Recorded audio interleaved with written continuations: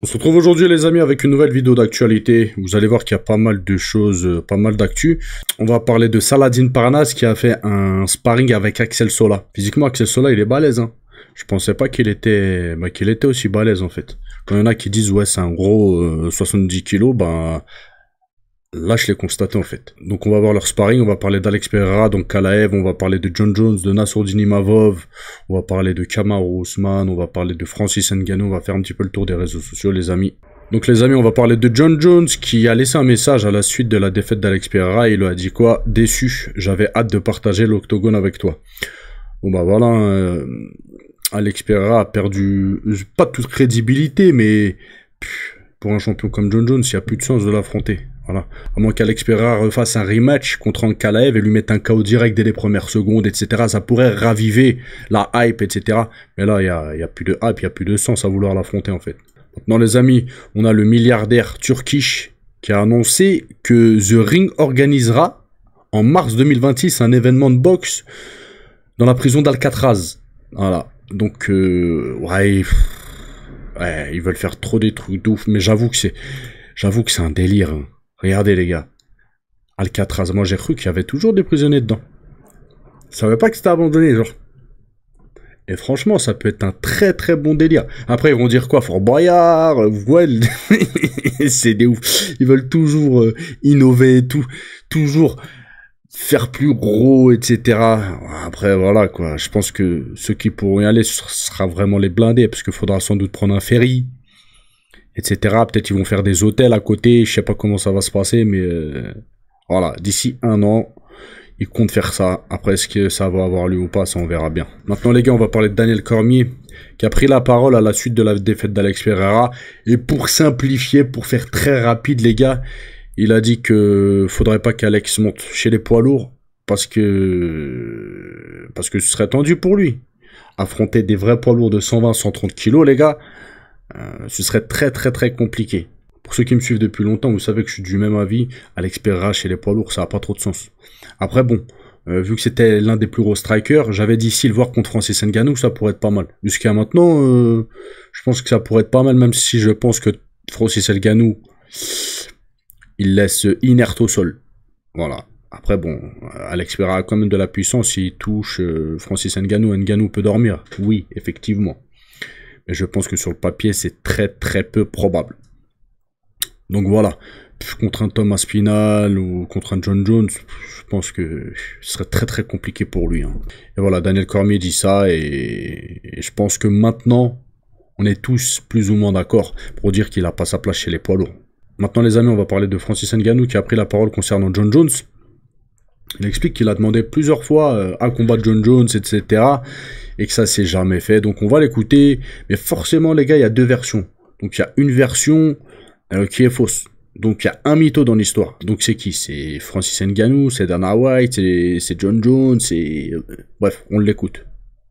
J'avais demandé John Jones et à plusieurs fois, bon, ça s'est pas fait. Jusqu'au jour où il fallait me présenter ce combat comme un appât pour me faire signer un autre contrat. C'est le seul moment où l'UFC a été intéressé du combat contre John Jones, quand il fallait que je mette ma signature sur un papier. Donc du coup, là, ils étaient plus crédibles parce que j'avais plus confiance en eux du fait qu'ils voulaient vraiment ce combat ou si c'était juste de me contrôler. J'avais demandé John Jones et à plusieurs fois... Les gars, je pense que Francis Ngannou n'est pas un mytho pour le coup. Je pense que Dana White, etc., même peut-être John Jones, ont fait les sourds d'oreilles en fait, pour pas qu'il y ait ce combat. Parce que John Jones, quand Francis Ngannou était actif, John Jones n'était pas là. Voilà, il faisait le sourd d'oreille, etc. Donc je pense pas que Francis Ngannou il a fui John Jones, etc. Je pense qu'il a vraiment voulu et demandé ce combat jusqu'à la rupture du contrat ou quand Francis s'est cassé pour le retenir, ils l'ont dit vas-y affronte John Jones, etc. Mais c'était trop tard. Et Francis Ngannou au final a eu raison, hein. Maintenant les amis, on va parler de l'insupportable Paddy Pimblett qui a encore fait parler de lui et qui a encore mal parlé d'un combattant. Donc il parle mal de Dustin Poirier. Bien évidemment, hein, c'est le jour et la nuit hein, en termes de carrière entre les deux. Donc il a dit quelque chose à mon sujet l'autre fois, n'est-ce pas? En disant que c'était légende seulement. En gros, il voulait pas l'affronter lui. Il voulait pas affronter Paddy Pimblett. Parce que c'est personne, wesh. Et Dustin Poirier, il a raison, en fait. Il a 36 ans, je crois, un truc comme ça. S'il continue à l'UFC, c'est pas pour affronter des... Vas-y, des top 38. Vous voyez ce que je veux dire? Il faut qu'il affronte, voilà, des vrais mecs. Et ça, par rapport à ça, Paddy Pimblett, il a pris la mouche. À la suite de ça, il a dit quoi? Il pense que Chandler va me battre. Moi, c'est pareil, les gars. Je pense que entre Chandler et Paddy Pimblett, il y a un fossé quand même entre les deux. Je pense que Chandler est bien meilleur sur le papier que Paddy Pimblett. Vraiment, vraiment, vraiment.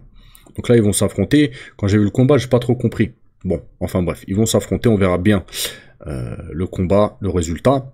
Je pense qu'il devrait faire plus qu'un seul combat. Il avait l'air bon lors de sa dernière sortie. Je ne comprends pas pourquoi tu te retires alors que tu as l'air bon. Il doit être idiot. Mais oui, je pense que je bats Dustin Poirier, alors j'aimerais l'affronter. Il a pas compris que ça fait 15 ans qu'il combat Dustin Poirier? Y'a qui? Vas-y, y'a qui a eu une aussi longue carrière que lui? Je crois qu'il combat depuis plus longtemps que John Jones, ou c'est kiff-kiff en fait. 15 piges en professionnel à l'UFC, top niveau à l'UFC, y'a qui ça? Y'a pas beaucoup de combattants qui l'ont fait. Donc le mec, il parle encore mal. Alors qu'il a rien fait, Paddy Pimblett. Il a rien fait, c'est un petit nouveau. C'est un petit nouveau. Franchement, il est insupportable. Et Dustin Poirier, il aurait même pas dû lui répondre, en fait. Il aurait dû lui laisser un vu. Tout simplement. Un vu, tu circules, va jouer avec les petits de ton âge, là, et laisse les champions entre eux. Voilà. Déjà, tape Chandler, une fois que ce sera fait, bah, t'iras voir Dustin Poirier. Maintenant, les amis, on va parler de Kamaru Usman, qui parle de la performance d'Ankalaev et qui dit beaucoup de bien de lui. Donc, il commence avec une chose. Il a dit, Ankalaev ne lutte pas vraiment. Alors arrêtons de classer parmi les lutteurs dagestanais. Par contre, les gars, très souvent, je vous le dis, mais les traductions, elles sont insupportables. En fait, ces traductions Google Chrome, ils se prennent pas la tête. Et des fois, ça veut rien dire, en fait. Les phrases ne veulent rien dire. C'est pas des fois, c'est très souvent. Voilà. Donc, ouais, je vais faire comme je peux, les gars. La traduction, elle est bidon, elle est bidon. Donc, il poursuit en disant, Ankalaev a réalisé un chef-d'œuvre. Et il a montré qu'il n'avait peur de personne.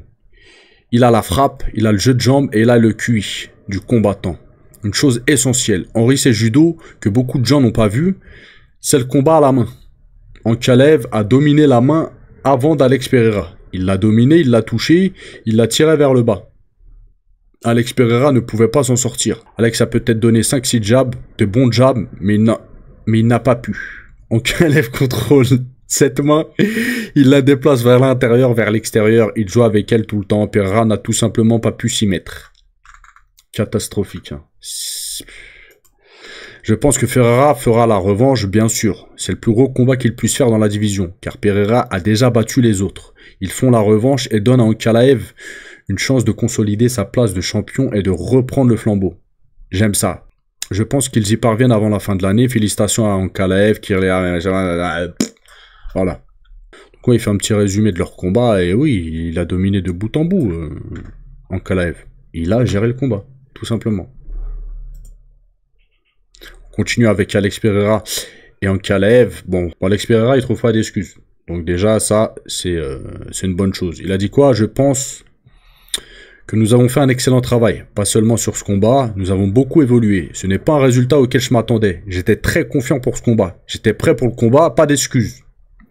Certaines choses se sont passées, pas d'excuses, mais il dit que certaines choses se sont passées. S'il n'y a pas d'excuses, ça, tu le précises pas. En plus, tu dis ça, mais tu dis pas ce que c'est. Donc, c'est bizarre. T'as eu quoi? T'as eu mal à la gorge? T'as mal dormi la nuit? C'est ça? Mais je ne veux pas donner d'excuses.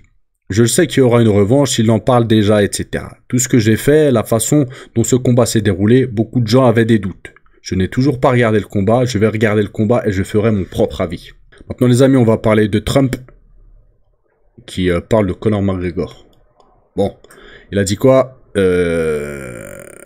Lors de la visite du Premier ministre irlandais à la Maison-Blanche, le président américain a profité de l'occasion pour glisser un mot sur l'ancien champion de l'UFC. Il a dit quoi? J'aime bien votre combattant. Conor est génial, non? En parlant de Conor, vous avez beaucoup de grands combattants irlandais, en fait. De grands combattants. Après, il dit quoi? Je ne sais pas pourquoi, mais l'Irlande a toujours eu de très bons combattants. Vous savez pourquoi? Parce que ce sont des gens coriaces, ce sont des gens intelligents et passionnés. Les amis, je ne vais pas critiquer, peut-être que c'est le cas. Après, hormis Conor McGregor, j'ai pas d'autres combattants qui me viennent en tête, de combattants irlandais. Donc si vous en avez, les gars, n'hésitez pas à me le dire. Mais beaucoup de combattants coriaces, machin, très bons combattants, mais je sais pas. Je pense qu'il en rajoute un petit peu. Après, dans l'histoire, oui, ça a été, je pense, les Irlandais quand même c'était des guerriers, vous voyez. Avec l'Angleterre, etc., ce qui s'est passé, oui. C'était un petit peu des Vikings. C'était pas des Vikings, mais c'était le même délire, je crois, si je dis pas de bêtises. Je vous dis ça, vous savez comment je sais? Qui a vu le film Braveheart, là? Braveheart. Je crois que c'était un Irlandais, le mec. Et en fait, je vous dis ça, mais j'en sais absolument rien. Et bon, bref, dites-moi en commentaire, les gars, si vous en savez un petit peu plus. On continue avec Ankalaev et Alex Pereira. Il a dit quoi? Je suis partant pour un combat en 6 rounds s'il le faut. Par contre, cette fois, ça n'ira pas jusqu'au bout. Allons-y. Ah bah ça, on peut pas savoir. Hein. Ça se trouve, ça va aller à la décision. Parce que je pense que si Pereira revient, les gars, ce sera potentiellement en mode revanchard, en mode énervé. Donc peut-être il se dit quoi? Vu que j'ai perdu une fois, ah vas-y, je vais tout donner. Quitte à me manger un KO ou une soumission, vas-y. Il peut pas rester passif en fait s'il veut récupérer son titre. Il faudra qu'il se donne à 200%, quitte à prendre des risques. Est-ce que vous voyez ce que je veux dire? Donc voilà, on verra hein, s'il y a un combat revanche. En tout cas, tout semble aller dans cette direction-là.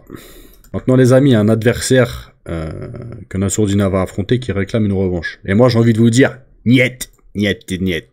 Laisse-le tranquille. Donc il y a Dolidze les amis, qui a dit Nassourdine Imavov est un super combattant, très bon, très technique. Il a des raisons qui font que je n'étais pas en forme dans laquelle j'étais supposé être pour combattre. Allez, vas-y, sortez tous des excuses, vas-y. Je ne me cherche pas d'excuses. Si, ça c'est une excuse. Ça c'est une excuse. Si c'est pas une excuse, c'est quoi? Tu fermes ta bouche si tu dis ouais, je pouvais pas, j'étais pas en forme, machin, mais c'est pas une excuse. Bah alors le précise pas en fait. Parce que si tu le précises, c'est une excuse. Voilà. Et on s'en tape tous de ton excuse, au passage. Il a gagné ce combat à 100%, mais je veux être en meilleure forme et prouver que je peux le faire. Et vas-y, laissez Nassourdine tranquille, combattre pour le titre, là. Et je sais pas ce que vous en pensez, les gars, mais vas-y, qu'il laisse tranquille. On continue avec Nassourdine et Ibra TV. Ibra TV a fait une interview, là, il y a quelques jours, et il a dit quoi concernant Nassourdine? J'ai eu la chance de m'entraîner avec lui 2-3 fois. En fait, Nassourdine, quand on fait un sparring avec lui, tellement les coups arrivent de partout, à un moment donné, on ne peut pas se recroqueviller sur soi-même et attendre que l'orage passe. De temps en temps, on envoie 2-3 coups en voulant que ça passe. Mais oui, il est très rapide, je pense que ce n'est un secret pour personne. Et après, c'est un mec de très bons conseils, très pédagogue. Donc voilà, Ibra valide Nassourdine. En même temps, dans le MMA, Ibra, c'est personne. Donc c'est plutôt Nassourdine qui valide Ibra, mais pas inverse normalement. Maintenant les gars, on va parler de Saladin Parnasse et d'Axel Sola. Ils ont tourné ensemble il y a quelques jours, ils se sont rejoints, etc. pour s'entraîner. Et on voit, il est rend, Axel Sola, je sais pas, il fait combien? 1m80 je crois. Pour un de 70 kg, ça va. C'est pas le plus petit des gabarits, j'ai envie de dire. Et on les voit tourner. Hop. Et voilà, là il y a un petit sparring très rapide. Attendez, hop. Voilà.